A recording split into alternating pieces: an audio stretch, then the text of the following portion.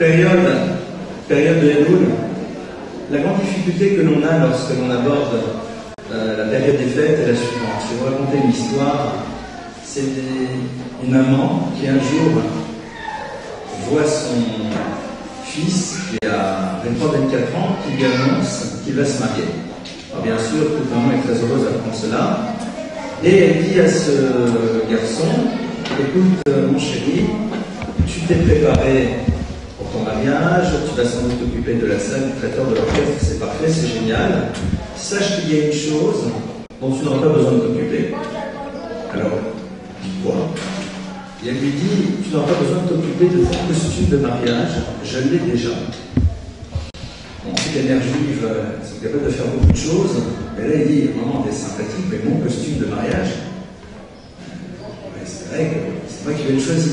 C'est bien dit, non, pas du tout, je l'ai. Et donc, elle va, elle ouvre une armoire, elle tire de la penderie une housse, elle l'ouvre, et elle lui sort un costume. Donc c'est quel costume? Son costume de bar mitzvah. Alors bien sûr, l'enfant regarde la mère et elle dit, attends, maman, je crois qu'il y a un petit problème. J'ai fait le bar mitzvah à 13 ans, j'en ai 24, depuis j'ai le temps de grandir. Comment peux-tu imaginer que je puisse mettre le jour à mon mariage le costume de bar mitzvah aussi bien conservé qu'il soit? Ce qui est très intéressant, c'est qu'on est tous d'accord qu'au fur et à mesure de notre évolution, ne serait-ce que physique, nous avons besoin de changer la vie, mais nous gardons parfois toute notre vie le même costume spirituel. C'est-à-dire qu'à un moment donné de notre existence, on nous a défini un certain nombre de choses. Qu'est-ce qu'était le Shabbat? Qu'est-ce que sont les fêtes? Rosh Hashanah, Kippour. On a pris ça au calme et puis à l'école. Et puis au fur et à mesure, eh bien, nous gardons ces définitions des choses et nous les transformons avec toute notre vie. Or, et c'est ça qui serait peut-être passionnant, est-ce qu'on est prêt à se réserver cette liberté de repenser notre rapport aux choses au fur et à mesure de notre évolution? C'est-à-dire, est-ce que nous sommes prêts à redéfinir les choses fonction de l'époque de vie dans laquelle nous sommes? Nous n'avons plus 13 ans, nous n'avons plus 15 ans, nous n'avons plus 18 ans, là, peut-être pour un certain nombre d'entre vous, mais la vision que l'on avait à 15 ans des choses et à 18 ans n'est pas la même. Alors ce qui serait intéressant, c'est qu'au niveau de notre rapport au monde, de manière générale, qu'est-ce que la vie, qu'est-ce que la réussite, qu'est-ce que l'échec, qu'est-ce qu'un homme, qu'est-ce qu'une femme, et de manière plus précise dans notre relation au judaïsme, parce que nous sommes prêts au fond à évoluer aussi et à poser un autre regard et surtout à poser de bonnes questions. Et là-dessus, je me permets d'évoquer avec vous une idée que vous connaissez sûrement, qu'entre autres véhicule un maître Taylor Abdesler, et qui pose une question très simple. Je suis sûr que vous avez déjà entendu ça, mais vous savez, parfois on réentend les choses et puis ça peut créer une ouverture. Abdesler dit que l'organisation de la fête de Rosh Hashanah, qui couvre, n'est pas du tout logique. Et ce pour une raison très simple, Kippour devrait être avant Rosh Hashanah. Pourquoi? On va imaginer une configuration d'un employé qui va voir le chef d'entreprise pour lui demander, pour l'année à venir, une augmentation de salaire, de meilleures conditions de travail. Et donc il arrive chez lui et lui dit, cher patron, voilà, je vais vous dire que pour l'année à venir, j'aimerais bien une augmentation de 10%, changer de bureau, avoir des horaires de travail plus souples, etc., etc. C'est totalement entendable. Il a le droit de demander de meilleures conditions. Mais il y a de fortes chances que son patron lui dise, pas de problème. Mais si ça ne vous dérange pas, peut-on d'abord s'arrêter un instant sur les 2 dossiers que vous avez mal gérés cette année? Peut-on reprendre avec vous d'abord la problématique de vos retards répétitifs? Une fois que vous m'aurez expliqué le pourquoi de vos retards, une fois que vous m'aurez expliqué comment se dit que 2 dossiers que vous avez confiés, vous les avez, pardonnez-moi l'expression, plantés, on parlera de votre augmentation. Et c'est logique. Donc la logique serait d'abord de demander un entretien, et écoutez, voilà, je vais faire le bilan. L'année qui s'est écoulée, c'est vrai que je n'ai pas toujours été à la hauteur, mais je vais vous expliquer, c'est parce que ceci, cela, mais en même temps, j'ai très envie de mieux faire. Rosh Hashanah, on est là et on demande des augmentations de salaire, on demande des meilleures conditions de vie, on demande une excellente santé, on demande d'avoir une parnassa, on demande d'avoir l'équilibre affectif qui nous permet de réaliser de belles choses. Et puis après, on se rappelle à Kippour de dire « Ah, au fait, on est vraiment désolé, mais l'année qui vient de s'écouler, nous avons fait des choses, comme dirait l'autre, peut mieux faire. Alors, peut-on éventuellement les évacuer ?» On devrait faire l'autre. On va d'abord faire Kippour. On se présente devant le Créateur de l'univers. On lui exprime, entre guillemets, bien sûr c'est plus complexe, nos regrets par rapport à nos erreurs. Et une fois que en effet il a entendu notre parole, à ce moment-là, on peut imaginer derrière un Rosh Hashanah dans lequel on va lui demander une excellente année. Parce que regardez, dans le texte de la prière de Rosh Hashanah, à aucun moment on demande à Dieu pardon. De temps à autre, on parle, on pardonne, mais c'est au passage. À Kippour, on est totalement focalisé sur la problématique du pardon. Mais Rosh Hashanah, on en parle. Par contre, Rosh Hashanah, c'est le jour où l'on demande à Dieu d'être notre roi, on lui demande tellement de choses. Alors pourquoi fait-on les choses à l'envers? C'est pas logique. Vous savez, cette question, elle est évidente une fois qu'on l'a posée. La difficulté, c'est de se dire, mais pourquoi on ne se la pose pas soi-même? C'est-à-dire, pourquoi est-ce qu'on ne prend pas le temps de réfléchir, de se dire, mais au fond, qu'est-ce que je pense, moi, de ce que veut dire Rosh Hashanah? Alors, je vais vous proposer une réponse, qui n'est pas une réponse unique, mais qui, je pense, peut nous créer des ouvertures extraordinaires. Rosh Hashanah, c'est la fête des projets. C'est-à-dire, c'est le jour dans lequel on ne demande pas à Dieu de nous voir par rapport à notre passé, mais par rapport à ce que nous avons envie de faire avec les moyens qu'il va mettre à notre disposition. Je vais vous donner une image toute simple. Vous allez voir la banquier. Voyez, pouvez-vous m'accorder un prêt de 1 million à 0%? Il va dire, oui, éventuellement. Un banquier qui se respecte, quelle est la question qu'il demande? Que veux-tu pour faire? C'est pour faire quoi? Je veux bien vous donner 1 million d'euros. Vous voulez faire quoi avec? Créer quoi? Réaliser quoi? Construire quoi? C'est pour faire quoi? Si la personne a son rendu, je sais pas. Le banquier risque de dire, si ça ne vous dérange pas, on se verra la semaine prochaine. Le jour de Rosh Hashanah, nous allons demander à Dieu la vie, la santé, la parnassa, l'équilibre. Il n'y a pas de problème. Mais il y a peut-être une question que Dieu nous demande. Qu'as-tu envie de faire avec les éléments que je vais mettre à ta disposition? Il y a en corollaire une autre question. Et qu'as-tu fait avec ce que j'ai mis à ta disposition l'année dernière? Vous savez, nous on pense toujours quand on parle de transgression et d'interdit que les choses les plus graves, c'est on ne fait pas ceci, on ne fait pas cela, pas du tout. Les choses les plus graves dans la Torah, c'est pas le tachon, gâcher. Gâcher le potentiel qui a été mis à notre disposition, soit en ne désirant pas en avoir conscience, soit en l'utilisant dans des domaines inappropriés. Nous avons des potentiels, nous avons des capacités qui sont là, qui nous sont données. La pire des choses, c'est de ne pas vouloir les connaître. Vouloir, je parle ici comme un monsieur, rouler avec une Ferrari, mais à la vitesse d'une Renault 5. Tu as quelque chose avec lequel tu pourrais réaliser quelque chose d'extraordinaire. Tu as des potentiels qui ont été mis à ta disposition, une intelligence, une sensibilité, plein d'éléments. Est-ce que tu as envie d'en avoir conscience? Et après, as-tu envie de les utiliser dans des cadres appropriés ou pas? Vous savez, c'est la fameuse histoire de Rabbi Akiva avec cette femme qui était la femme d'un philosophe qui essayait de convaincre Rabbi Akiva du bien fondé de sa philosophie et qui n'y arrivait pas. Alors un jour, la femme de cet homme qui était fort belle a dit à son mari, Rabbi Akiva, je gérer. Moi, je vais m'en occuper. Et quand Rabbi Akiva arrive, c'est cette femme qui lui ouvre la porte et comme dit à l'autre, elle lui ouvre la porte et qui lui entend allumer. Est-ce que je veux dire? Rabbi Akiva ne s'enfuit pas. Rabbi Akiva la regarde et pleure. Et dit une telle beauté, mais tellement mal utilisée. Une telle beauté qui un jour de toute façon disparaîtra. Penses-tu qu'elle t'a été donnée juste pour pouvoir jouer de cette manière avec? Quel dommage. Elle fait partie de ton potentiel. Si Akadosh Baruch Hu te l'a accordé, c'est qu'elle t'appartient. Pourquoi la réduis-tu à une utilisation qui au fond pourrait être beaucoup plus belle? La beauté, c'est quelque chose qui peut révéler la grandeur de quelqu'un. Plein d'autres choses derrière.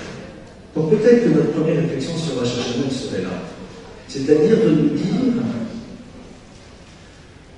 quel est le projet qu'on a envie de construire cette année? Qu'est-ce que j'ai envie de faire avec tous les éléments qui vont être à notre disposition?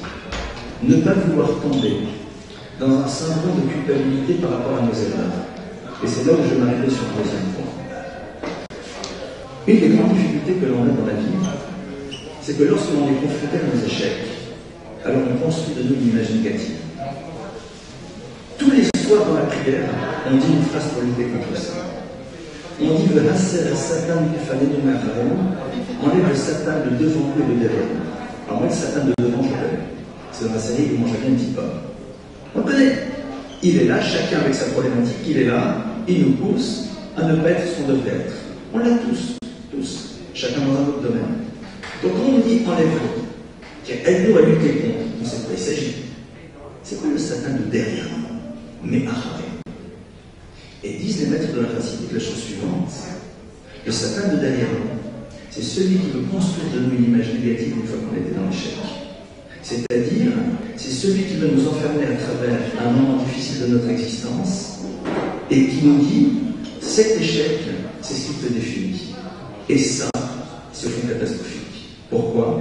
Parce que lorsque l'individu se définit à travers son échec, il ne voit même plus dans ses réussites quelque chose qui l'élève, mais juste une réparation de ses erreurs. Chez les psychanalystes, on appelle ça faire des vaisselles. C'est-à-dire même ces actes positifs, pour lui, ce ne sont que des réparations permanentes. Et donc, il ne le voit même pas comme l'expression de sa grandeur. Et ça, c'est au fond un des grands dangers de la période dans laquelle nous rentrons.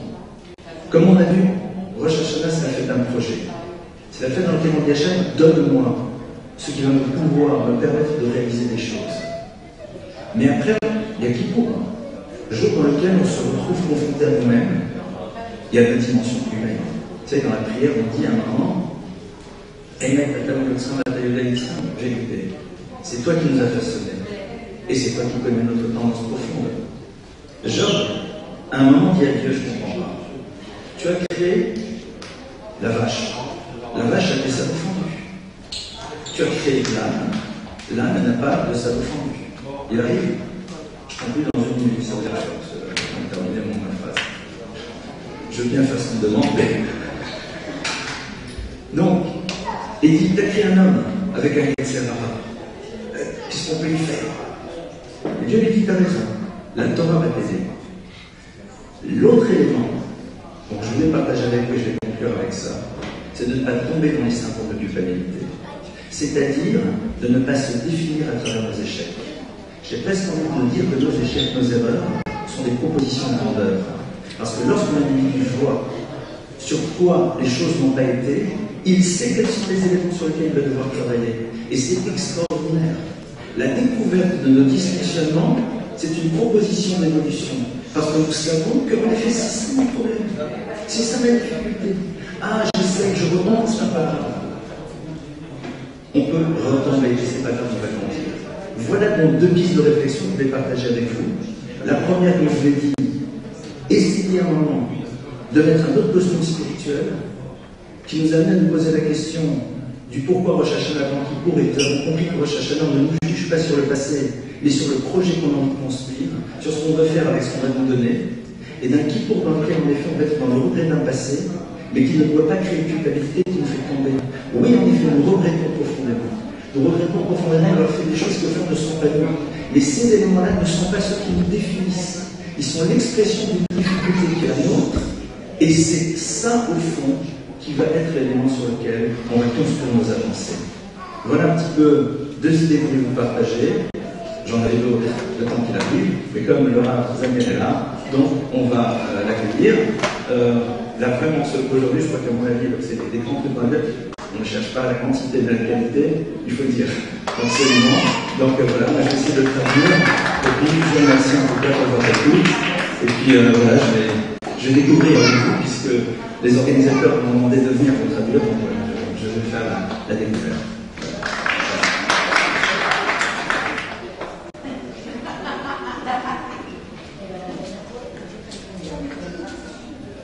Je suis très heureux d'avoir ce mérite d'être ici à Paris pour la première fois.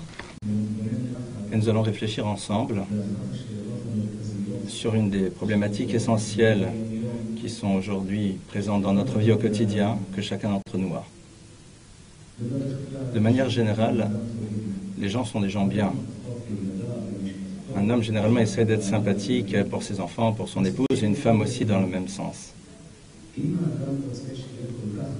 Si un homme veut que les choses soient toujours positives dans la vie, comment se fait-il que dans bon nombre de maisons, il n'y a pas d'équilibre au niveau du couple, il y a des tensions entre les parents et les enfants? Le mari veut que son épouse soit heureuse, il a envie que ses enfants soient heureux. L'épouse a envie qu'il se passe la même chose au niveau de son mari et de ses enfants. Mais si tout le monde veut que ça se passe bien, alors pourquoi les choses sont tellement difficiles dans les maisons? On a fait une enquête, on a pris un grand groupe de couples mariés.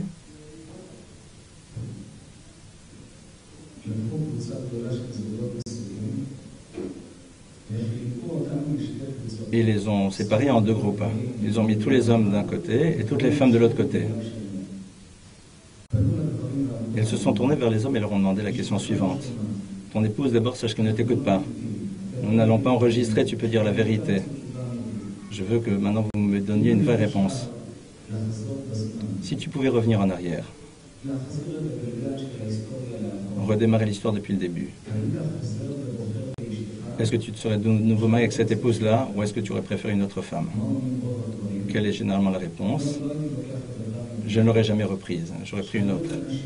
De la même manière, la question est posée au niveau des femmes et la majeure partie des femmes disent non, je n'aurais pas pris le même mari. Ça revient à dire qu'au fond, la plupart des couples ne sont pas heureux. Il y a tellement de rêves sur une belle famille avec beaucoup de belles choses à l'intérieur et puis dès le moment où on se marie, les choses commencent à devenir complexes. Est-ce que c'est Dieu qui veut que ça se passe de cette manière ou est-ce que ça dépend de nous? La réponse est évidente, ça dépend de nous. Ce n'est pas Dieu qui a décidé que nous devons souffrir à l'intérieur d'un couple. Dieu a fait en telle sorte que l'homme et la femme puissent vivre ensemble de manière heureuse. Mais chacun d'entre nous a un libre arbitre. Les maîtres du Talmud disent que tout dépend de Dieu, sauf la crainte de Dieu. Ça veut dire que tout dépend de nous. Si l'homme va être intelligent ou bête, ça ne dépend pas de lui. Ça dépend du Créateur. Qu'un homme soit beau ou moins beau, ça dépend de Dieu. S'il va avoir une parnasse, une réussite matérielle, ça dépend aussi ça dépend aussi de Dieu. Il y a des personnes qui ont des grandes études et malgré tout, ils n'ont pas de quoi manger. Et certaines personnes sont totalement analphabètes et malgré tout, ils réussissent beaucoup au niveau du business. La parnasse, ça dépend de Dieu. Un homme fait ses efforts et puis après, Dieu fait en telle sorte que ça réussisse. Sauf la Yirat Shamayim, la crainte de Dieu. Qu'est-ce que c'est cela? Comment l'homme va se comporter dans le monde? Ça ne dépend pas de Dieu.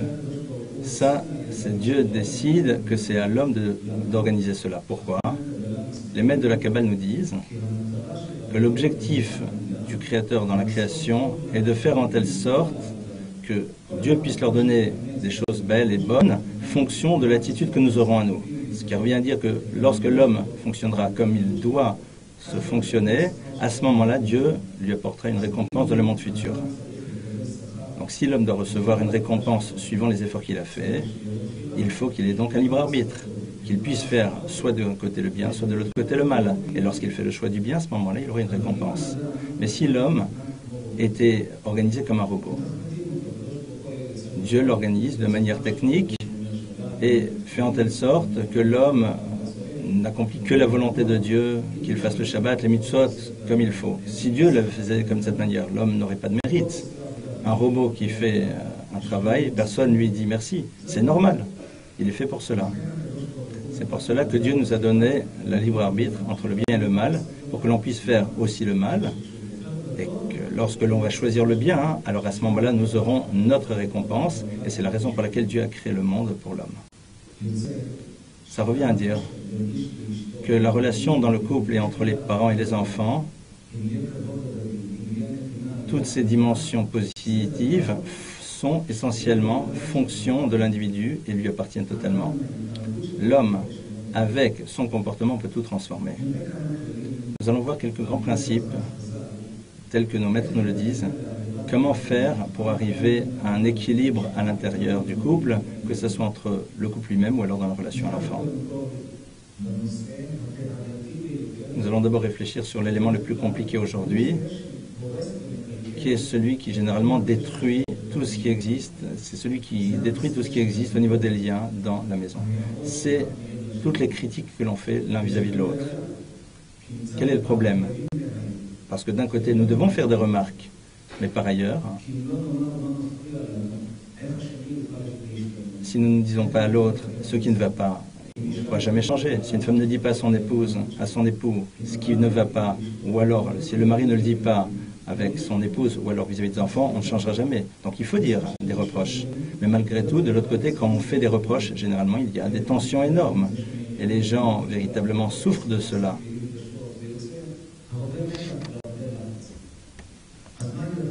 Alors quel est le bon chemin? Comment faut-il faire? Le roi Salomon nous a donné un conseil, qui est le suivant. Le verset nous dit, ne fais pas de remarques à un homme moqueur parce qu'il va te haïr, mais un homme intelligent, fais-lui une remarque, il t'aimera. Une des explications est la suivante. Le roi Salomon dit, lorsque l'homme veut faire à un moment une remarque à l'autre, il ne doit pas lui dire « tu n'es pas bon, tu fais des erreurs, tu fais des choses qui sont négatives ». Pourquoi? Parce que les gens n'aiment pas écouter cela. Lorsqu'on dit qu'ils ne vont pas bien, alors ils ont envie de dire que c'est toi qui ne vas pas bien. Que veut-on faire?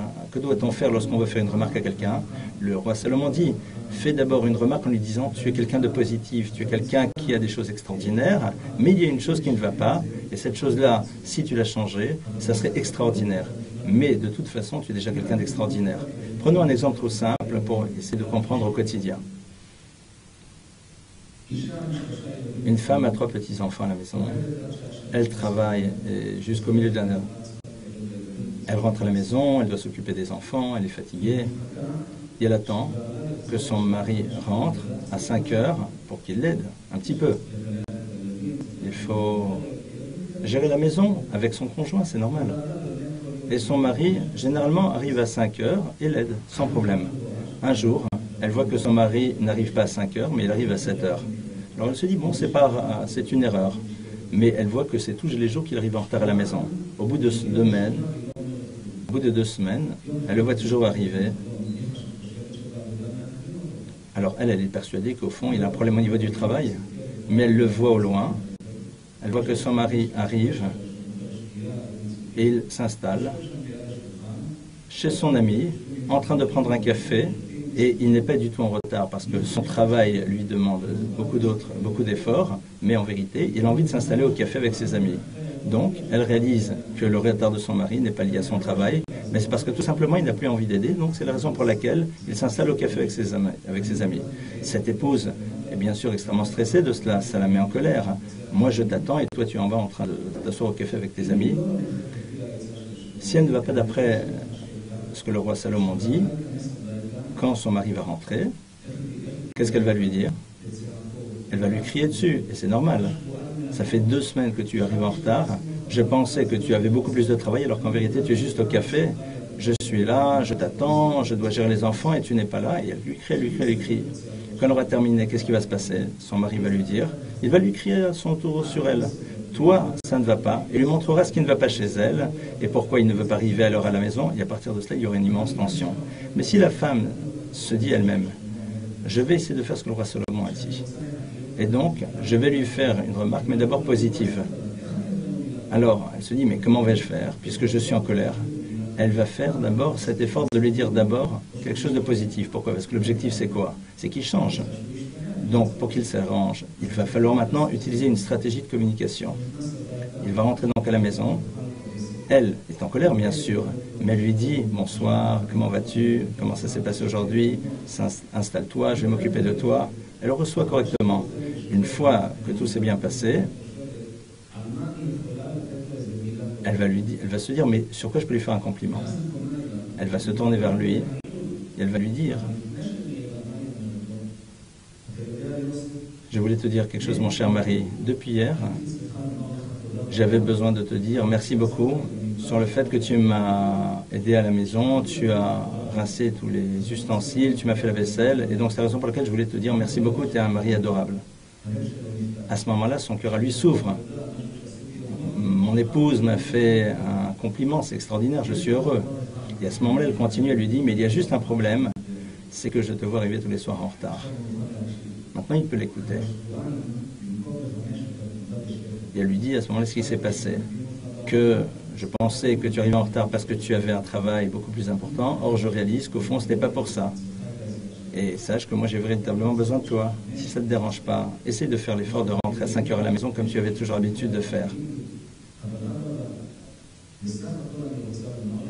Mais je te rappelle que je veux te dire, c'est que je suis très très heureux d'avoir un mari comme toi. Tu es un mari extraordinaire, je t'aime beaucoup, et faire plein de compliments. À ce moment-là, bien sûr, le mari ne peut pas maintenant lui faire de remarques négatives, puisque au début elle lui dit quelque chose de sympathique, et à la fin elle lui dit quelque chose de sympathique. Il ne peut pas donc à ce moment-là lui crier. Il ne peut pas crier. Il lui dira, avec un peu de chance, tu as raison, c'est vrai que j'ai fait des erreurs, ce n'est pas bien, mais à partir de maintenant, à partir de demain, je vais essayer de faire les choses différemment. Il est fort possible que le lendemain, il arrive encore plus tôt. Pourquoi? Parce qu'ils se sont maintenant pas très très bien. Qu'est-ce qu'elle a gagné, cette femme? Concrètement, elle a pris le temps de réfléchir, elle a eu son objectif et elle n'a pas eu besoin de créer une tension. C'est là que Shlomo Ameler dit, ce qui veut dire la vie et la mort dépendent de la langue. Le roi Salomon nous dit que nous avons toutes sortes de membres, mais la vie et la mort dépendent de quoi? De l'utilisation de la bouche, de la langue, de ce que nous allons dire. Avec sa parole, un homme peut tout construire ou alors au contraire tout détruire. De manière générale, lorsque l'on veut faire un compliment à un homme et on lui dit qu'il a un super bon cœur, il est adorable, les hommes aiment entendre ça. Si on veut qu'un homme soit très très heureux, il faut dire tu as un cœur d'or comme ta mère. À ce moment-là, il sera profondément heureux. Pourquoi? Parce qu'on va lui faire un compliment sur lui et sur sa mère. Au fond, qu'est-ce que ça te dérange de faire ce compliment? Sa mère, c'est sûr qu'elle a aussi des éléments positifs. Et donc, c'est à travers cela qu'il y aura un contact très fort. Lorsque l'on veut faire aussi à des enfants des remarques, il faut d'abord leur dire quelque chose de positif. Un enfant rentre à la maison avec un papier du professeur qui a fait beaucoup de bêtises à l'école. Au lieu de lui crier tout de suite et de lui dire « arrête de faire toutes ces bêtises », commencez d'abord par lui faire un compliment.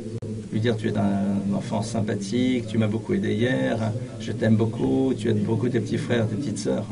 Lui parler de choses vraies. Si c'est un enfant qui réussit bien dans ses études, lui faire d'abord une remarque positive sur ses réussites. Et après lui dire, ça ne te correspond pas de fonctionner de cette manière, c'est dommage, ça ne te correspond pas.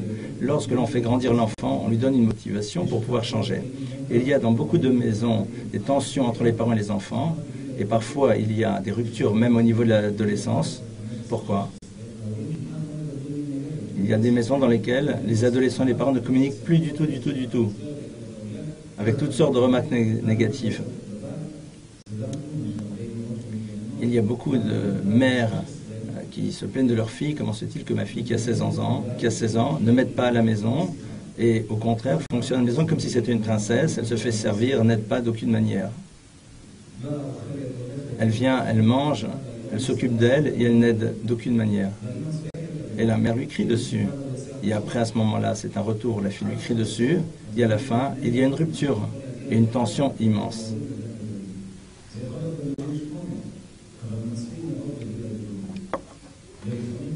Et parfois, les parents ont l'impression que chez eux à la maison, tout est détruit. On ne peut plus rien transformer. Ça y est, il y a une rupture avec l'enfant. Ça y est, nous n'arriverons plus jamais à construire la communication avec eux. Ce n'est pas vrai. Nous pouvons éventuellement transformer cette relation. Comment est-ce qu'on peut tout reconstruire et faire en telle sorte qu'il y ait un lien fort entre les parents et les enfants? Et même si les choses ne vont pas mal, on doit agir de cette manière. Mais a fortiori, quand les choses sont déjà dans la tension, alors à ce moment-là, il y a un conseil à mettre en place et les choses se transformeront dans la relation entre les parents et les enfants.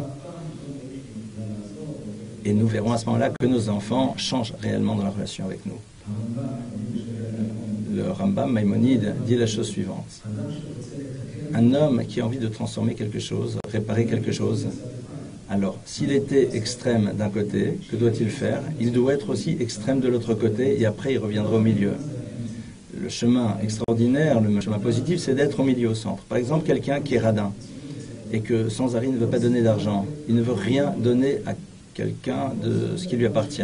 Et puis il réalise qu'au fond, qu'il n'a jamais donné d'argent à personne, qu'il n'aide à personne. Alors cette personne, quand il réalise cela et qui a envie de transformer, alors que va-t-il se passer? Il va décider à ce moment-là de devenir quelqu'un qui va s'occuper des autres. Et pour pouvoir arriver à cela, il va maintenant faire la même chose, mais dans l'autre sens, pendant 2 semaines. C'est-à-dire qu'il donnera à tout le monde, à tout le monde, à tout le monde, sans aucune limite. Après, il devra revenir au milieu, quelqu'un de normal qui donne de manière correcte. Il n'exagérera pas ni dans un sens ni dans un autre. Mais au début de sa démarche, il faut d'abord qu'il aille dans un extrême pour s'habituer à donner à nouveau, et après, à ce moment-là, il reviendra au milieu. C'est de la même manière lorsque l'on prend, si on prend maintenant une feuille et que l'on veut la plier dans un sens et après la plier dans l'autre sens, il faut d'abord la plier totalement dans l'autre sens pour qu'elle redevienne toute droite. De la même manière, à l'intérieur de nous, si nous avons exagéré dans une dimension, nous devons exagérer dans l'autre dimension et après revenir au milieu. Lorsque l'on voit une fille qui a 16 ans et qu'il y a une tension immense entre les parents et les enfants, et la mère a l'impression qu'en vérité il n'y a aucune communication entre elle et sa fille. Elle crie, je crie, je crie, elle crie, ça s'arrête jamais. Qu'est-ce qu'il faut faire? La mère doit se dire la chose suivante. Maintenant, pendant plusieurs semaines, je ne lui fais aucune remarque et je ne lui demande rien. Alors la mère va dire, j'en ai besoin, il faut que je lui demande. Non. Alors la question est la suivante, de toute façon, quand tu demandes, ça ne change rien. Alors arrête de lui demander. Sois extrême dans l'autre sens, c'est-à-dire arrête de lui demander quoi que ce soit. Pendant plusieurs semaines, ne lui fait aucune remarque. Et pendant ces quelques semaines, ne lui demande strictement rien, sauf des choses de temps à autre. Pendant ces semaines-là, par contre, ce que tu dois faire, demande-lui des toutes petites choses que elle, tu sais qu'elle pourra t'aider. Par exemple, lorsqu'une serviette tombe par terre, demande éventuellement à sa fille, amène-moi la serviette. Là, c'est pas grand-chose. Le fait juste une serviette. C'est sûr et certain que si on lui demande de plier tout le linge, elle ne voudra pas. Par contre, lui demander de nous amener une serviette, elle peut le faire. À toi, la maman, de faire tout ce qui est nécessaire par rapport à toi. Lorsque, par exemple, on a fait le linge et que l'on a complètement repassé, on peut lui demander, peux-tu m'aider à le ranger? Mais ça, c'est pas grand-chose. Lui demander des toutes petites choses dont tu sais qu'elle le fera avec certitude. Et au bout d'un certain temps, lorsqu'elle n'a plus entendu ni de remarques et qu'on lui a rien demandé, et si on lui a demandé des choses, ce sont des toutes petites choses, et donc de facto elle les a fait de manière constante, si d'ailleurs on sait qu'elle ne fera pas les choses, il ne faut surtout pas lui demander. Seulement les choses qu'elle va faire, il faut lui demander. Au bout d'un certain temps, cet enfant rentre de la maison un soir et voit un cadeau, on lui a mis sur son lit, avec un petit papier, avec un cœur dessus, et on lui dit, tu as un cœur en or, avec amour, ta maman. Alors cet enfant réalise qu'elle est positive, qu'elle fait des choses extraordinaires, vu qu'on lui a amené une tablette en chocolat en cadeau, on lui a fait un compliment extraordinaire par écrit. Et concrètement, elle réalise que c'est vrai que depuis 15 jours, elle a fait tout ce qu'on lui a demandé. Elle ne réalise pas qu'on ne lui a pas demandé grand-chose. Et concrètement, elle sait que ce qu'on lui a demandé, elle l'a fait. Donc, cette phrase de la mère est entendable. Pourquoi? Parce que concrètement, elle réalise qu'elle a fait les choses. Et à ce moment-là, la construction du regard qu'elle a sur elle se transforme, elle se voit de manière positive, et à ce moment-là, on continue un certain nombre de jours dans lesquels on lui fait toutes sortes de compliments. Au bout d'un certain nombre de semaines, lorsque la tension s'est calmée à la maison, pourquoi? Parce que la mère a pris sur elle, elle a géré les choses, mais au fond, la tension a disparu. À ce moment-là, on peut commencer à demander quelque chose de plus important, on peut se tourner vers elle et lui demander des choses qui ont plus importantes, lui faire des remarques en lui disant « une jeune fille aussi sympathique et agréable comme toi, c'est pas normal que tu arrives aussi tard, c'est pas ton style, c'est pas ton genre ». C'est-à-dire on reconstruit au fond l'image positive de l'enfant par rapport à lui-même avec beaucoup d'amour et avec beaucoup de compliments. Et c'est comme ça que les choses changent. C'est évident que démarrer une démarche d'éducation de cette manière, c'est extraordinaire. Si on arrive depuis le moment où l'enfant est petit, commencer d'abord à lui faire d'abord des compliments, le responsabiliser et lui faire des compliments derrière cela, et lorsque l'on voit que parfois on exagère, se recentrer au milieu, mais c'est a priori la démarche a priori la plus positive pour l'enfant. Réfléchissons maintenant sur la relation entre l'homme et la femme dans un couple. Comme nous l'avons vu au début, ça fait partie des problématiques les plus lourdes aujourd'hui. Maïmonide, dans les lois du mariage, donne une liste de manières d'être au mari vis-à-vis pour l'homme vis-à-vis de son épouse et aussi une liste, mais totalement différente pour la femme vis-à-vis de son mari. Alors il faut essayer de comprendre pourquoi.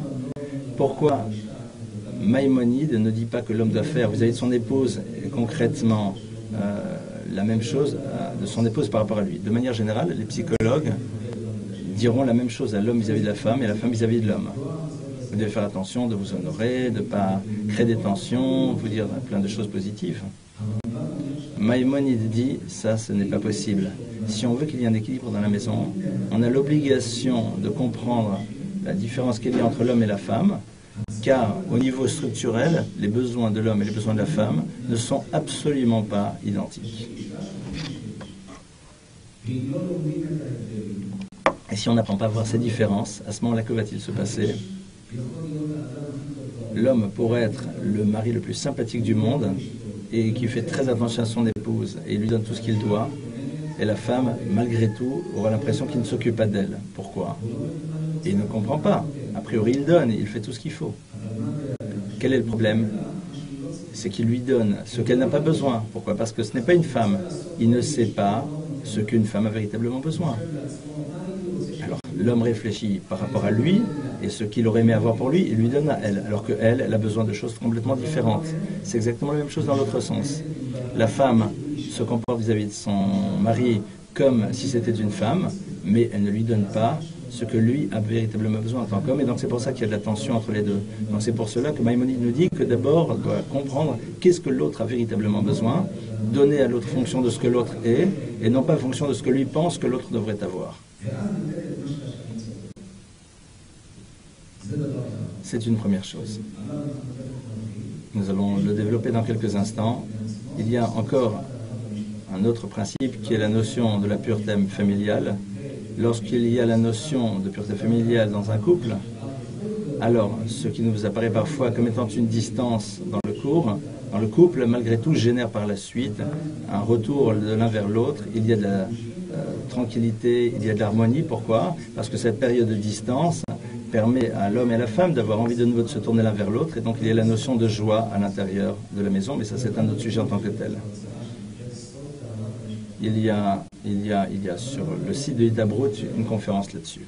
Aujourd'hui, nous allons essayer de réfléchir sur les différences fondamentales entre l'homme et la femme au niveau de leurs besoins fondamentaux.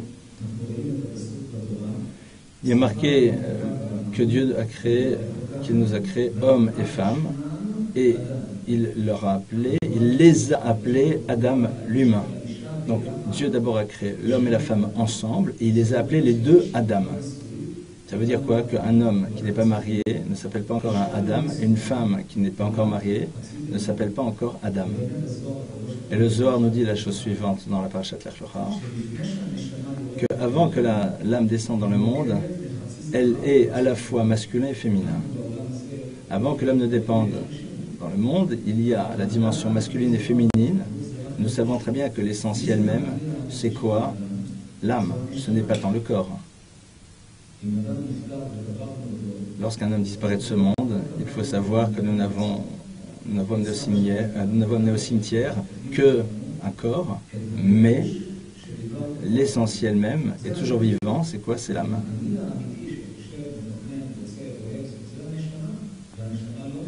L'âme ne meurt jamais. Un enfant naît, il laisse,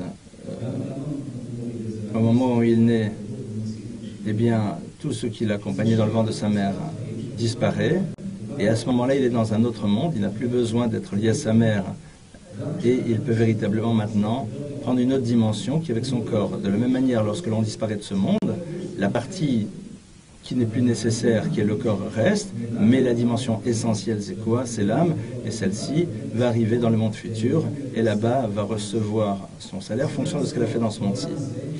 Le Zohar nous dit que dans ce monde-ci, il y a des hommes et des femmes, mais avant que l'âme descende dans le monde, il y a une âme qui est à la fois féminin et masculin. Lorsqu'elle descend dans le monde, cette âme, elle doit s'ouvrir, elle doit se séparer. Il y a la partie féminine qui va chez une jeune fille, une partie masculine qui va chez un petit garçon.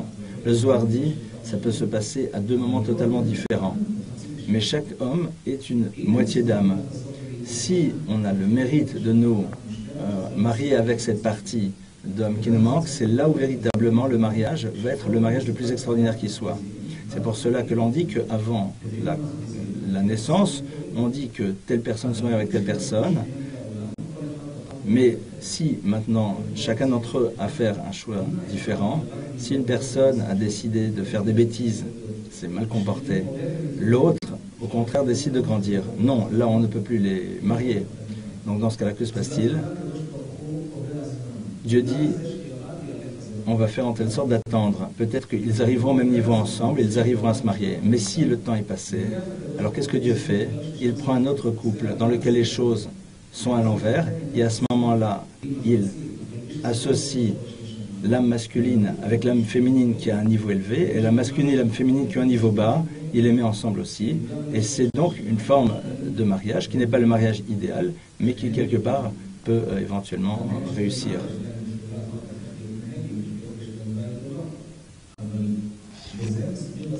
Sans cela, on comprend ce que le Zohar nous dit, que l'on ne peut véritablement marier les gens que suivant leurs actions. C'est-à-dire, il y a ce que l'on appellerait le couple idéal, c'est-à-dire l'homme et la femme qui ont réussi à rester au niveau élevé qui était le leur, et donc se sont retrouvés ensemble. Et puis, il y a les individus qui se sont transformés, et dans ce cas-là, on change la personne qui leur est adaptée, et on fait en telle sorte qu'ils se marient avec des personnes qui sont à leur niveau à ce moment-là. Le principe même, que l'homme dise à la femme, tu m'es sanctifié par cette bague-là, et qu'il y a toute l'organisation du mariage, que se passe-t-il à ce moment-là? On considère que les racines d'âme se retrouvent être une seule âme. Au moment de la cérémonie du mariage, il y a donc la réunion des deux âmes. C'est la raison pour laquelle on fait attention de ne pas toucher avant le mariage. Pourquoi? Beaucoup de gens demandent, mais pourquoi est-ce qu'il faut se marier? On peut parfaitement vivre ensemble sans se marier. La raison est la suivante. Tant qu'on n'est pas marié, le contact entre les deux, au lieu de créer un lien, au contraire, fait quelque chose qui les éloigne l'un de l'autre. On sait très bien c'est à l'image de l'électricité qui peut à la fois éclairer et en même temps faire exploser des choses. Si le lien entre l'homme et la femme se fait dans la sainteté, à ce moment-là, il y a un lien, une union, et donc nous avons ici à ce moment-là une âme qui se retrouve complète. Par contre, si ça se passe dans un autre cadre, au contraire, il y a une distance qui peut se créer.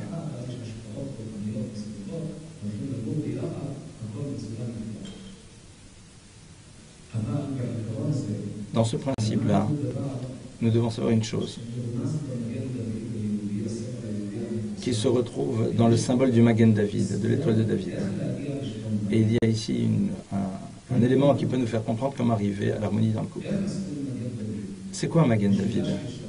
Nous avons ici deux triangles qui sont inversés et que l'on colle l'un à l'autre et qui nous donnent le Magen David. Il y a beaucoup de sodotes, il y a beaucoup de choses extrêmement profondes à l'intérieur du Magen David, de l'étoile de David. Nous allons essayer d'y réfléchir sur le point du Shalom Bayit présent dans le Magen David. Pourquoi est-ce qu'il y a ici deux triangles à l'envers? Pourquoi? Parce que l'homme et la femme sont au fond tous les deux des êtres humains. Mais il y a une différence fondamentale. Les besoins spirituels de l'homme et de la femme sont radicalement différents. Lorsque l'on comprend l'un l'autre, à ce moment-là, on peut donner à l'autre ce dont il a véritablement besoin. Si on n'apprend pas que l'autre est totalement différent de moi, on ne pourra pas véritablement amener à un quelconque équilibre. Il y a des choses dans lesquelles l'homme est différent de la femme et réciproquement. De manière générale, quelles sont les différences fondamentales entre les deux? Maïmonide nous dit la chose suivante. Un homme et une femme peuvent tous les deux gérer une entreprise sans problème. Ils peuvent tous les deux aussi gérer une maison, s'occuper des enfants et faire tout ce qu'il faut à la maison. On peut chacun faire le travail de l'autre sans aucun problème. Mais à quoi un homme pense de manière générale? Quels sont les éléments qui sont surtout présents dans la tête d'un homme et ceux de la femme? L'homme pense beaucoup plus à ce qui est à l'extérieur. De manière générale, un homme réfléchit beaucoup plus par rapport à ce qui est à l'extérieur. Un homme, dans la journée, ne pense pas beaucoup à ses enfants qui sont à l'école et au GAN. De manière générale, il ne pense pas à eux. Pourquoi? Parce qu'il est en travail. Les enfants sont à l'école, point, ça suffit. Par contre, une femme qui est au travail pense de manière régulière à ce qui se passe avec l'enfant à l'école, passe à comment il fonctionne. La femme pense beaucoup plus à l'enfant et à la famille, alors que l'homme ne le fait pas. Pourquoi? Parce que la femme porte la vie, alors que l'homme ne le fait pas. Bien sûr, on peut se transformer l'un l'autre, chacun prend le travail de l'autre, mais il y a une différence fondamentale. L'homme est plus tourné vers l'extérieur, la femme vers l'intérieur. Ça, c'est la base même de la différence qu'il y a entre l'homme et la femme.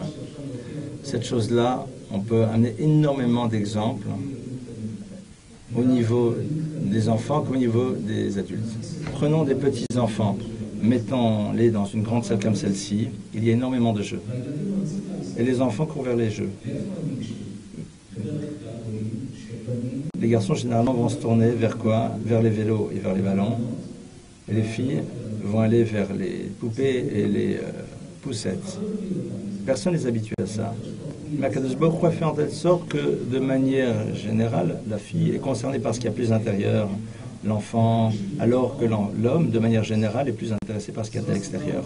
C'est la raison pour laquelle nos maîtres nous disent que les femmes parlent plus que les hommes. Ce sont des choses qui sont prouvées.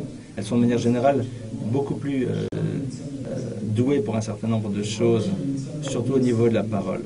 Pourquoi? Parce que nous savons que la partie, l'hémisphère gauche du cerveau féminin est beaucoup plus développée que chez l'homme.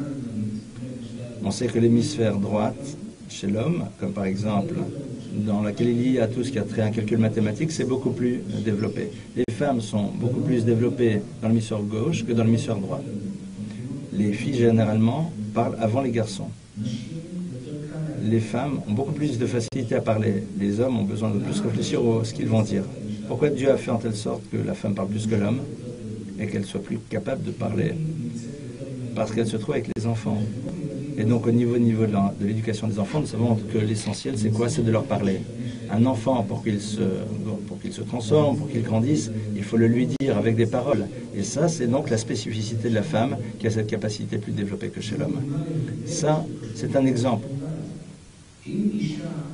Si une femme ne sait pas, si une femme ne sait pas qu'un homme ne peut pas parler comme une femme parle, il y a toujours des exceptions, mais de manière générale, l'homme parle moins. Alors, la femme se retrouve en train de parler avec son mari pendant des heures et des heures, et lui ne supporte plus tout cela. Elle se met en colère. Pourquoi? Parce qu'elle a l'impression qu'il ne veut pas l'entendre. Mais elle doit comprendre que c'est un homme. Il n'a pas l'habitude de parler autant que cela.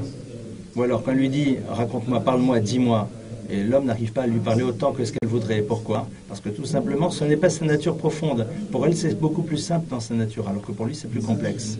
D'un autre côté, lorsqu'un homme sait que son épouse a besoin de lui parler, alors il prend le temps de l'écouter. Il y a des femmes qui sont bouleversées quand leur mari les interrompt. Quand les maris interrompent les femmes au milieu de leurs paroles, les femmes sont très, très bouleversées. Pourquoi? Parce que les hommes ne comprennent pas que la femme a besoin de parler à son mari. Elle a besoin de t'associer, elle a besoin de te dire les choses. Alors, assieds-toi et écoute. L'homme doit être capable à la maison de se poser, d'écouter et de prêter oreille. Ça, c'est un exemple qui nous montre ô combien sont grands les différences entre les deux. Au passage, c'est quelque chose qui est fondamental aussi au niveau de l'éducation des enfants. Il y a une recherche qui a été faite à l'université qui dit la chose suivante. Est-ce qu'il y a une différence au niveau des classes mixtes et des classes dans lesquelles on a séparé les garçons et les filles? Y a-t-il une différence de niveau? Et concrètement, ils ont réalisé que dans les classes dans lesquelles il y a une séparation entre les garçons et les filles, il y a un niveau beaucoup plus élevé. Pourquoi? Ils ont compris la chose suivante. Les filles sont beaucoup plus douées que les garçons dans certains points de travail, alors que les garçons, c'est beaucoup plus difficile dans ces points-là de se développer. Donc lorsque l'on est ensemble dans une même classe, les garçons comprennent parfois certains sujets beaucoup moins vite, alors que les filles comprennent beaucoup plus rapidement. Et c'est la même chose dans l'autre sens. Donc c'est la raison pour laquelle, lorsqu'il y a une séparation entre les deux, Les filles comprennent beaucoup plus rapidement certains sujets et elles peuvent aller plus vite. Les garçons, dans d'autres sujets, comprennent beaucoup plus vite. Et donc, à ce moment-là, eh bien, on peut leur permettre d'aller plus rapidement. Et donc, c'est ceci qui explique que les classes non mixtes sont des classes qui ont des réussites beaucoup plus développées.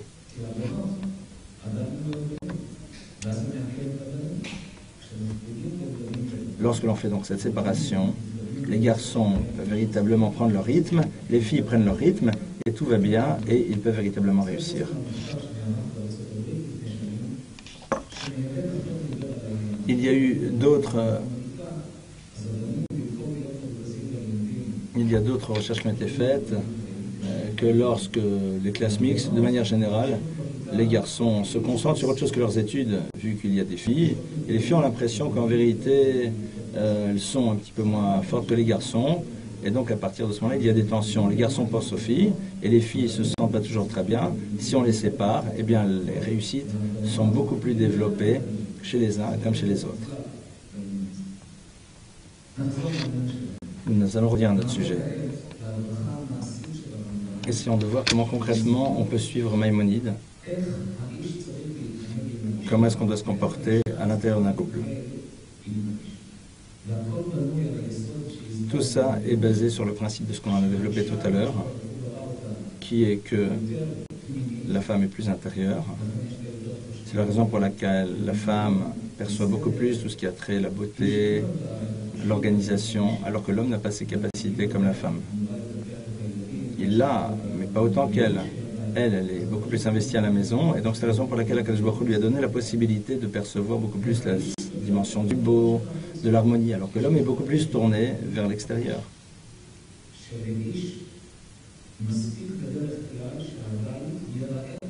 Un homme a plus besoin que l'on voit que la maison soit belle, alors que la femme a envie que la maison soit réellement belle et propre.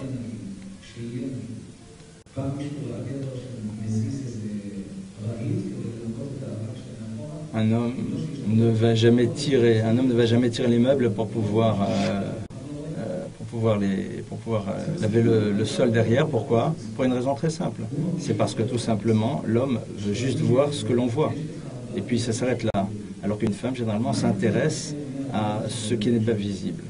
Une femme, généralement, connaît les dates d'anniversaire des enfants, alors que l'homme ne connaît pas généralement les dates d'anniversaire de ses enfants. Lorsque l'on demande à un mari dans quelle classe est son enfant, l'homme a besoin de réfléchir un petit peu et il peut dire éventuellement si elle est en CP ou en CM1, alors que la femme s'en rappelle sans aucun problème. Un homme se rappelle beaucoup plus ce qui concerne son travail, mais dans ce qui concerne la maison, c'est beaucoup plus compliqué. La femme s'occupe plus de ce qu'il y a à la maison. On a fait des études en Angleterre. Ils se sont rendus compte que qu'est-ce qui fait en telle sorte qu'un homme se réveille plus rapidement qu'une femme? Quelles sont les sonneries qui nous font? Alors, on réalise qu'un homme Qu'est-ce qui fait qu'un homme se réveille rapidement? C'est lorsqu'il entend une alarme de voiture, alors que lorsqu'une femme entend le pleur d'un enfant, elle se réveille beaucoup plus rapidement. Lorsque une femme se lève le matin et elle dit « mon enfant pleure toute la nuit », le mari ne l'a pas entendu toute la nuit. Par contre, si l'homme entend que l'alarme de la voiture est en train de sonner, alors à ce moment-là, il se lève immédiatement. C'est ainsi que Dieu nous a fait. Donc, c'est la raison pour laquelle on comprend pourquoi il y a une différence fondamentale entre l'homme et la femme. Nous allons voir un petit peu ce que Maïmonide nous dit.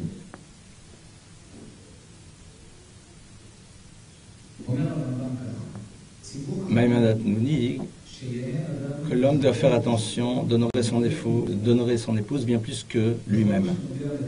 C'est-à-dire, dans tout ce qui est le domaine du respect, l'homme doit respecter profondément son épouse. Certains ne sont pas d'accord avec cela. Ça veut dire quoi respecter son épouse? Faire attention de ne pas lui faire du mal avec des mots. Faire en telle sorte de ne pas lui dire des mots négatifs. Au contraire, dis-lui des compliments, achète-lui des beaux habits, qu'elle se sente véritablement honorée à travers ce que tu lui offres, à travers les mots que tu lui dis. Si à la maison, on doit acheter un nouvel habit, eh bien, il est normal que l'habit soit acheté d'abord pour l'épouse et pas pour le mari.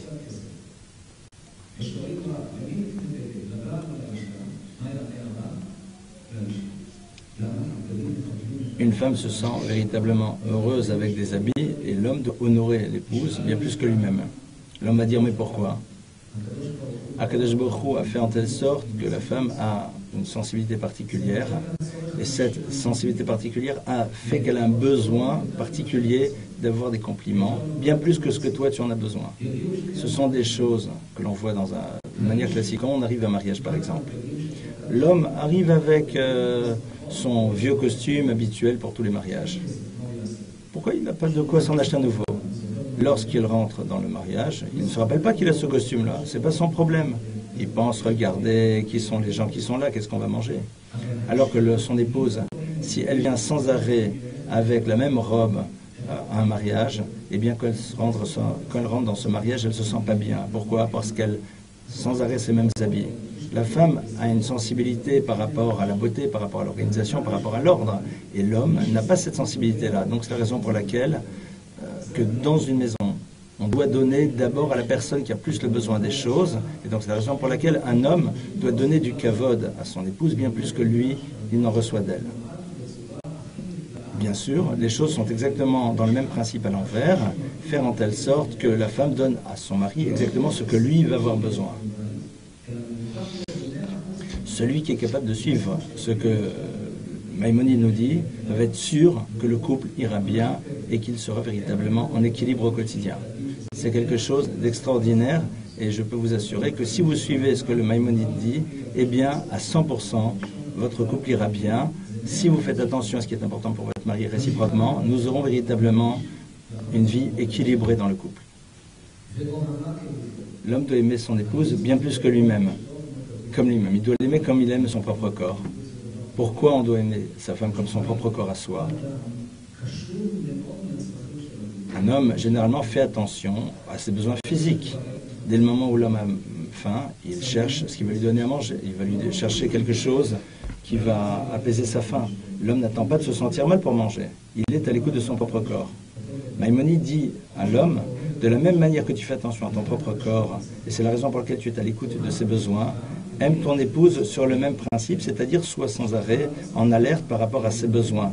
Une femme n'a pas besoin de te demander les choses pendant une heure ou une semaine ou un mois, de réparer quelque chose à la fin, de réparer quelque chose à la maison. Si une femme te demande quelque chose, sois totalement à l'écoute de son besoin, fais les choses immédiatement, comme ça elle sera profondément heureuse. Comme toi, tu es à l'écoute de ton propre besoin, eh bien, réponds à son propre besoin. Lorsqu'il s'agit de quelque chose qui te concerne, eh bien, tu réponds tout de suite à ton propre besoin. Eh bien, fais la même chose au niveau de ses propres besoins à elle. Si une femme dit à son mari, arrête de parler comme ça, arrête de me parler comme ça me fait du mal, surtout quand tu le fais devant tout le monde, eh bien, l'homme doit l'écouter, point. Et il doit faire ce qu'elle lui demande. Il doit l'aimer donc comme il aime son propre corps. Troisième dimension, lorsqu'il a de l'argent, il doit lui donner ce dont elle a besoin fonction de ses revenus. Il ne faut pas être radin. Donne-lui tout ce qu'elle a besoin, suivant le compte en banque que tu as. Les hommes parfois pensent d'abord avant tout à leurs propres besoins et après seulement à ceux de leur épouse, alors que c'est exactement le contraire. Si tu as des revenus, donne-lui et fais en telle sorte que sa vie soit beaucoup plus simple pour elle. Bien sûr, il faut faire attention que ça ne se fasse pas sur le dos des enfants. Pourquoi? Parce que si on achète sans arrêt ce qu'une femme veut, les enfants auront l'impression que dans la vie, quand on a les moyens, on peut acheter ce que l'on veut, alors que c'est pas vrai. Il faut qu'un enfant réalise que c'est pas parce qu'on veut quelque chose qu'on l'a toujours. Donc ça, bien sûr, il doit le percevoir aussi dans la manière dont il voit son père fonctionner vis-à-vis de sa mère. Un enfant qui vit dans un système de confort extraordinaire, on n'a aucune certitude que toute sa vie il aura le même confort et dans ce cas-là, il risquera d'être dans une souffrance s'il n'aura pas toujours ce qu'il veut. Donc pour l'enfant, il faut apprendre aussi à ne pas lui donner sans arrêt tout ce qu'il veut pour qu'il apprenne le principe des limites. Les parents veulent sans arrêt que l'enfant soit heureux, lui offrent tout ce qu'ils veulent, tout ce qu'il veut lui font les plus beaux cadeaux, alors qu'en vérité, ce n'est pas quelque chose de très bon pour lui de lui donner sans arrêt tout ce qu'il a envie et tout ce qu'il y a dans le monde.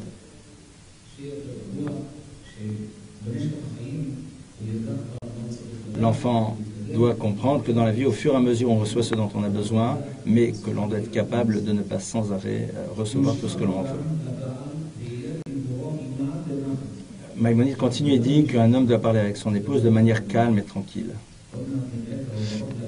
Nous allons voir bientôt comment une femme doit parler à son mari. Le Rambam dit qu'une femme n'a pas... Maïmonide ne dit pas que la femme a besoin de parler à son mari calmement. Pourquoi? Pourquoi est-ce que c'est l'homme qui doit plus faire attention de lui parler calmement que la femme lui parler calmement? La réponse est simple. Bien sûr que chacun doit faire attention. Bien sûr que la femme doit faire attention. Mais pour l'homme, c'est encore beaucoup plus important que pour la femme. Chacun doit faire attention à sa propre liste, tout en sachant que la liste de l'autre le concerne aussi. La femme a une sensibilité beaucoup plus grande. Et donc c'est la raison pour laquelle, si le mari lui parle mal, elle va en être bouleversée. Et donc à partir de cela, on arrive à une véritable destruction. Même lorsqu'une femme ne parle pas correctement à son mari, malgré tout, lui ne doit pas lui parler de manière incorrecte. Si elle crie, il ne doit pas crier. Pourquoi? Parce que tout simplement, sa sensibilité n'est pas la même.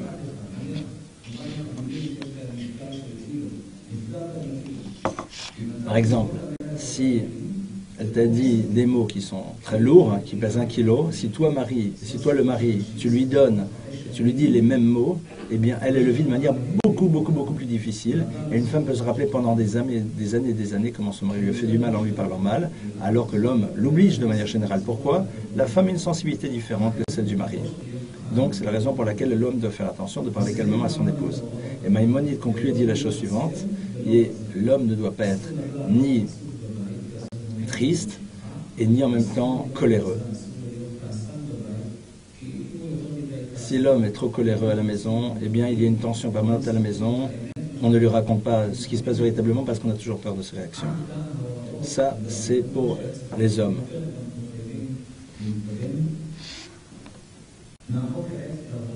Maintenant, voyons ce que l'on a dit à la femme. La femme, le Rambam lui dit, elle doit honorer son mari de manière très importante. L'homme et la femme doivent tous les deux se donner des honneurs. Mais il dit à l'homme, tu dois la respecter au-delà de toi-même, alors qu'à la femme, il lui dit, essaye de le respecter autant que faire se peut. Pourquoi? Il y a des femmes qui disent, bon, j'honore mon mari déjà bien, ça suffit amplement. Alors, Maïmonide lui dit, non, ce n'est pas possible. Tu ne dois pas l'honorer comme des autres personnes, mais toi, tu dois lui donner quelque chose de supplémentaire. C'est quoi le respect pour un homme? Comme un homme est à l'extérieur de manière générale, alors l'homme ne se sent pas concerné par ce qu'il y a à la maison. Si la femme ne lui dit pas que ce qu'il pense, ce qu'il dit est important à la maison, à ce moment-là, il va commencer à se disputer sur des petites bêtises. En 2 mots, la femme doit donner du poids à la parole de son mari dans tout ce qui concerne les sujets de la maison pour que l'homme ait l'impression que véritablement il a une place à la maison. Et donc c'est la raison pour laquelle le Rambam va nous dire, fais en telle sorte que tout ce que tu vas mettre en place dans la maison, demande-lui d'abord à lui ce qu'il en pense. Par exemple, tu veux acheter quelque chose de nouveau par la maison, par exemple un frigidaire. Demande-lui d'abord ce qu'il en pense. Est-ce que tu penses qu'il faut un frigidaire de ce type ou alors un frigidaire d'un autre type? Lorsque il arrive à la maison, son réfrigérateur, demande-lui d'après lui où est-ce qu'il faut le mettre. En fond, il faut tout simplement que le mari se sente concerné parce que la femme va lui demander son avis par rapport à tout ce qui est important à la maison. Ce qui se passe lorsque l'on a des invités, qu'est-ce que tu préfères? De la viande comme ci, de la viande comme cela? Une femme qui demande à son mari sans arrêt ce genre de questions, qu'est-ce qu'elle lui dit de manière générale, dans 90% des cas? De manière générale, le mari dit, tu fais ce que tu veux. Alors pourquoi dans ce cas-là tu lui demandes? Puisque de toute façon, vous ferez femme ce que vous voulez. En vérité, il faut lui demander pourquoi. Parce que quand on lui demande, alors tu lui fais passer un message, tu es important pour moi, j'ai envie de savoir ce que tu penses. C'est vrai que tu es à l'extérieur, tu ne sais pas véritablement ce qui se passe à la maison, mais je te veux associer à la maison. J'ai envie d'entendre ce que tu penses sur tel et tel sujet. Au niveau psychologique, un homme qui entend cela, il se sent beaucoup plus calme. Il n'a pas besoin après de créer des tensions pour montrer que c'est lui véritablement le mari à la maison. Ou alors commencer à s'occuper de choses qui ne le concernent pas. Pourquoi il est calme? Pourquoi? Parce que sa femme lui a montré qu'il avait une place et qu'il représentait quelque chose à la maison. Quand une femme demande à son mari, que penses-tu? Est-ce qu'on doit faire ceci ou cela? De manière générale,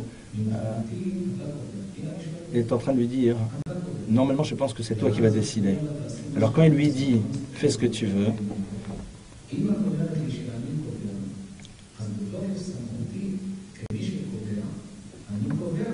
alors le mari lui dit, voilà, moi je décide que c'est à toi de décider, et dans ce cas-là, chacun des deux est heureux.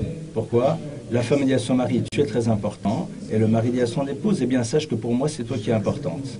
De cette manière-là, une femme va gagner quelque chose de très simple, c'est que de manière générale, son mari lui dira toujours de faire ce qu'elle veut, et dans 10% des cas, son mari lui dira autre chose, mais dans ces 10%-là, il n'y aura pas de tension, ils discuteront véritablement ensemble.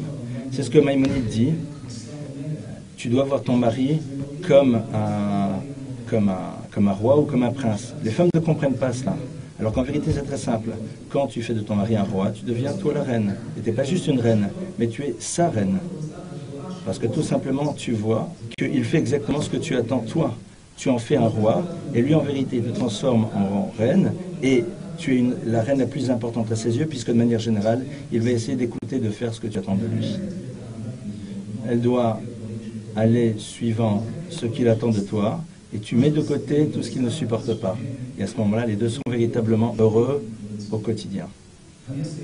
Je veux juste terminer en racontant une histoire, avec une histoire qui est arrivée il y a 1 an.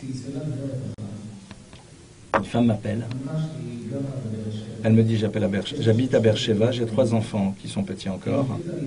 J'ai décidé de me séparer de mon mari. Mais comme il y a des petits-enfants, alors elle n'est pas sûre qu'elle doit le faire, donc elle veut demander un conseil. Elle raconte que son mari se comporte extrêmement mal par rapport à elle, avec des cris, des hurlements.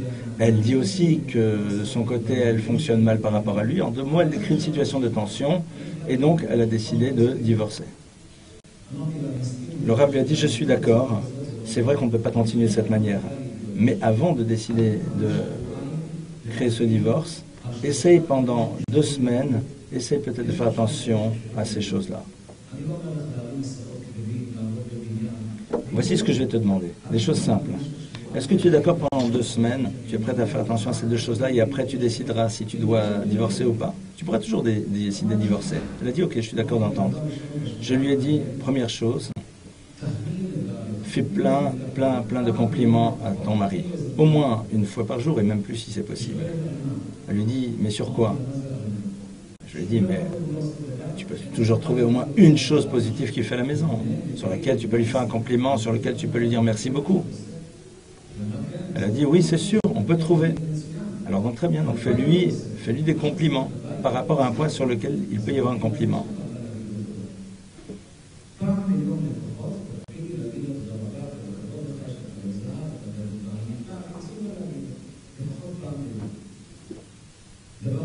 Deuxième chose que tu dois faire attention pendant ces 2 semaines, demande-lui son avis sur toutes les choses importantes. Chaque fois que tu as quelque chose d'important à faire, demande-lui son avis. Troisième chose, le plus compliqué, pendant ces 2 semaines-là, ne lui fais aucune remarque négative. Elle lui a dit, mais c'est très compliqué. C'est vrai. Mais concrètement, ça ne sert à rien de faire de remarques. Alors, autant ne pas en faire. Mais pendant ces 2 semaines, aucune remarque négative. D'abord, on va reconstruire l'ambiance de la famille. La femme lui a dit qu'elle était d'accord.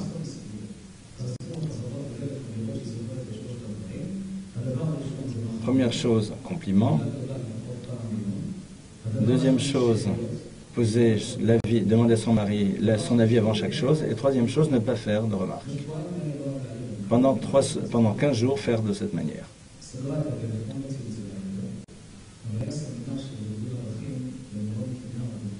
Il dit, juste avant le Shabbat HaGadol à Pessah, il y avait un séminaire avec Arachim. Elle est venue chez le Rav, il lui a dit, c'est moi qui t'ai parlé. Alors le Rav lui a dit, qu'est-ce qui s'est passé? Elle lui a dit, je t'ai raconté la vérité. Elle lui a dit, j'ai réussi pendant 10 jours à faire comme tu m'as demandé, mais... Et comment ton mari a réagi? Elle lui a dit, pendant les premiers jours, il m'a regardé en se demandant si je ne suis pas devenue folle. Comment se fait-il que je lui fasse des compliments, que je ne fasse pas de remarques? comment se dit-il que j'arrête de hurler, de maudire? Je lui fais des compliments, il ne comprenait plus rien. Je lui ai demandé son avis et il ne comprenait pas qu'est-ce que je lui voulais. Au bout d'un certain nombre de jours, il a commencé à apprécier tout ça. Et à ce moment-là, il a commencé lui aussi à changer. Il a commencé à me parler de manière plus positive, plus sympathique. Mais au bout de 10 jours, j'ai plus réussi et je suis reparti en arrière. Elle lui a recommencé aussi à repartir en arrière. Mais elle va lui dire, et elle dit au Rav, mais moi, j'ai réalisé qu'au fond, que je n'ai pas besoin de divorcer, j'ai réalisé qu'on peut changer. Et que donc, j'ai fait cette expérience, c'est la raison pour laquelle j'ai fait le séminaire, pour pouvoir réussir justement à continuer dans cette démarche ensemble, d'apprendre comment fonctionner de manière positive à l'intérieur de la maison.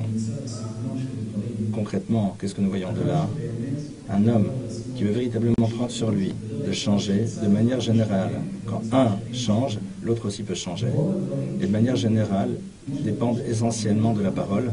Comme le roi Salomon a dit, tout dépend de la manière dont on utilise la langue. Donc je vais souhaiter à tout le monde que tout le monde ait un véritable shalom bayit, que vous ayez beaucoup de bonheur avec tous les enfants, avec beaucoup de bonne santé, avec joie. Amen, amen.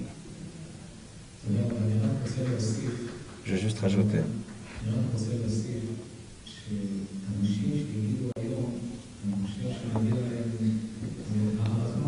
Je veux dire que je vous fais un compliment particulier, mesdames, d'être venues aujourd'hui.